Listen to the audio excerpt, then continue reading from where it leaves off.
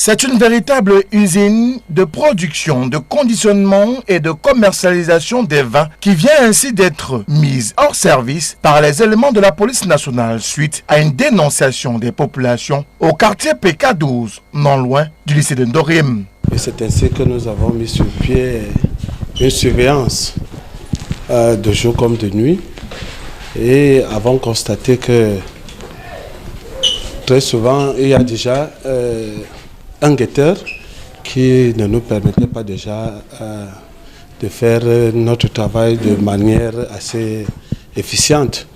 Vous voyez la maison en face, c'est elle, une dame, qui était là, qui jouait le rôle de guetteur. C'est ainsi que nous avons mis sur pied une surveillance qui nous a permis de comprendre que c'est en plein midi que un taxi entre toujours et ressort avec du vin. Et nous avons préparé notre opération et c'est ainsi que nous avons pu, de manière flagrante, mettre la main sur les intéressés avec les produits que vous avez vus. Durant l'opération de police, des centaines de bouteilles de vin déjà conditionnées et prêtes à la distribution sont saisies aux grandes dames des employés encore en service. Je ne peux pas répondre à cette question parce que le boss qui a tous les papiers, je n'ai pas le papier. Moi, tout ce que je voulais, c'est que je viens prendre le produit pour aller me présenter aux partenaires qui ont investi dans ce domaine. Vous les fabriquez ici, dedans, ces produits-là? Bien sûr. Et dans quelles conditions vous les... Vous avez filmé, vous avez vu. Est-ce que c'est hygiénique? Bien sûr. Il est bien vrai, nous n'avons pas les appareils adéquats. C'est pour ça que je demande que si l'État peut nous encourager, c'est une très bonne chose.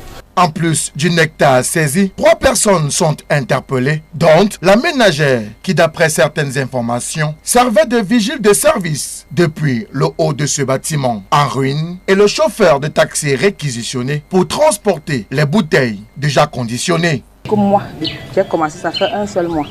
Je ne suis pas impliquée. Je travaille ici et j'habite l'immeuble en face.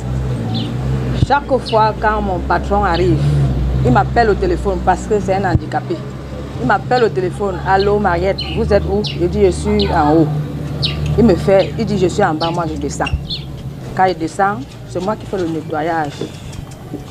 Même le jour où on ne travaille pas, je viens nettoyer. Il m'a appelé, il est là. Il m'a dit Mariette, tu es où? Je dis je suis en train de préparer. Il me dit que je suis venu. Je dis que ok, j'arrive, je descends. Le temps qu'il charge, j'étais debout. Quand il a fini de charger, il a dit qu'on travaille alors donc quand? Il me dit que peut-être le boss rentre aujourd'hui, on va travailler demain.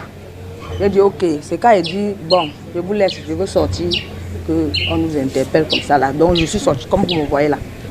Non, on va prendre le vin à 12. Oui. Pour quelle destination? Il n'a pas parlé de ça. Et selon les sources policières, une enquête a été ouverte pour avoir le fin mot sur cette usine de production, de conditionnement et de commercialisation des vins à PK12 dans la ville de Douala.